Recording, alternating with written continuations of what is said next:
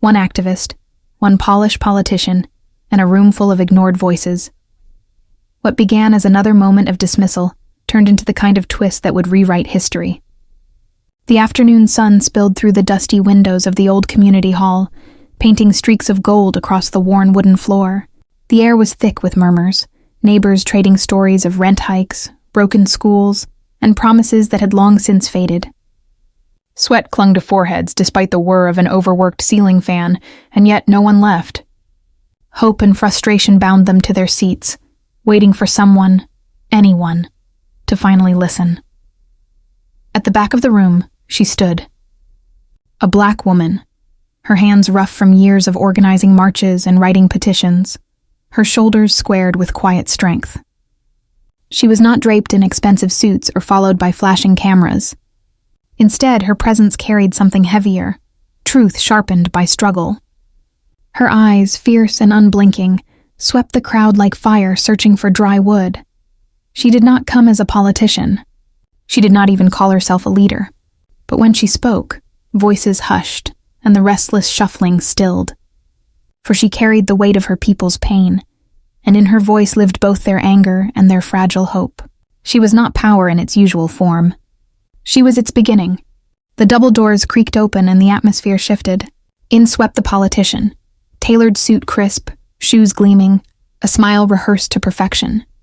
Cameras followed his every step, their lenses catching the gleam of power that seemed to trail behind him like perfume. The murmurs in the hall grew louder, then hushed. For many, this man represented the promise of change.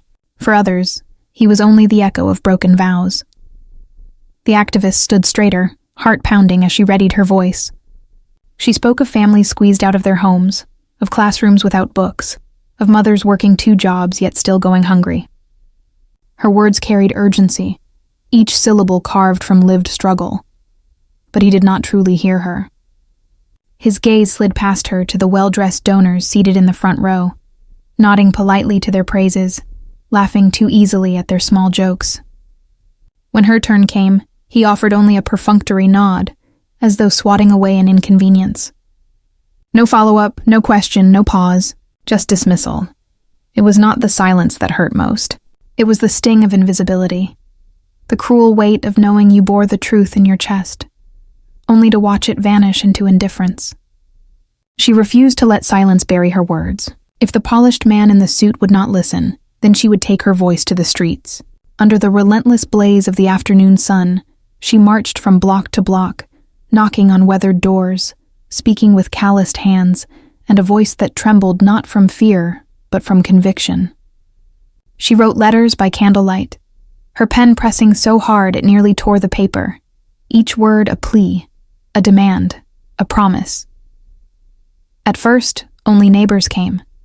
Then students, mothers, veterans, and weary workers joined her gatherings, standing shoulder to shoulder, drawn by something raw and unpolished in her voice. She spoke without scripts, without polish, but with truth, and truth, when spoken with fire, is impossible to ignore. Her presence grew like roots breaking through concrete. Reporters started to appear, scribbling down her words. Strangers whispered her name with quiet respect. Meanwhile, the politician lounged in his office, blind to the shifting ground beneath him. He laughed too loud, dismissed too quickly, and ignored the faint murmurs creeping closer. Rumors of corruption, arrogance, a book of promises untouched, its pages stained with neglect. His seat was no longer secure. It was beginning to tremble. The community hall buzzed with frustration that night. Voices clashed, questions sharpened into pleas. But once again the politician silenced her with a patronizing smile and a dismissive wave of his hand. Something inside her broke, not with despair but with clarity. If he would not listen, then she would not merely shout louder, she would take his seat. The thought burned through her chest, terrifying and exhilarating all at once. Fear whispered of failure, of humiliation, of odds stacked too high. Doubt crawled at her edges. But conviction roared louder. She had fought too long to beg for scraps of attention. It was time to claim the table itself. Nights stretched long, filled with scribbled plans across kitchen tables, and strategy whispered over weak coffee. At dusk, She knocked on doors, her voice raw but steady as she promised something different.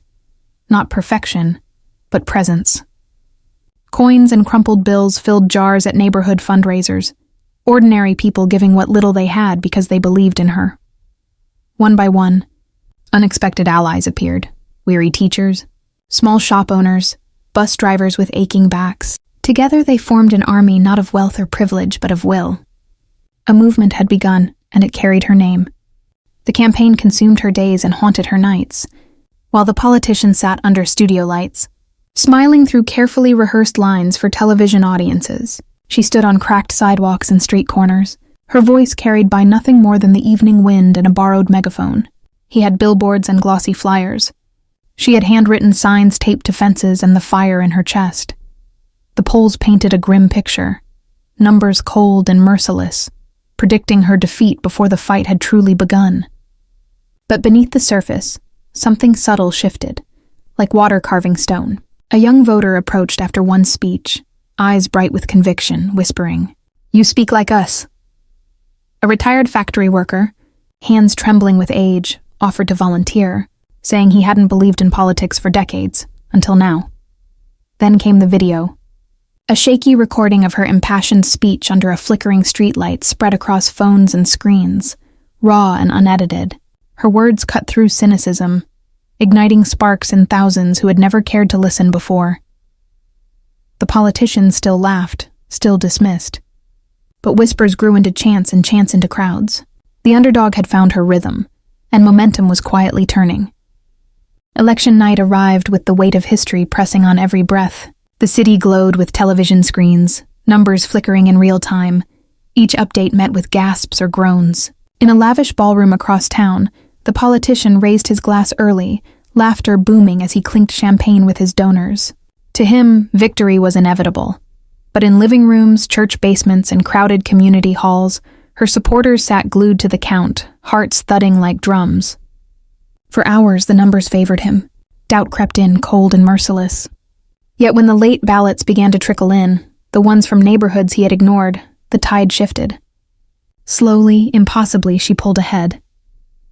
The moment the final results flashed across the screen, silence fell. Then came the eruption, cheers, sobs, hands clapping against tables. Against every prediction, she had won.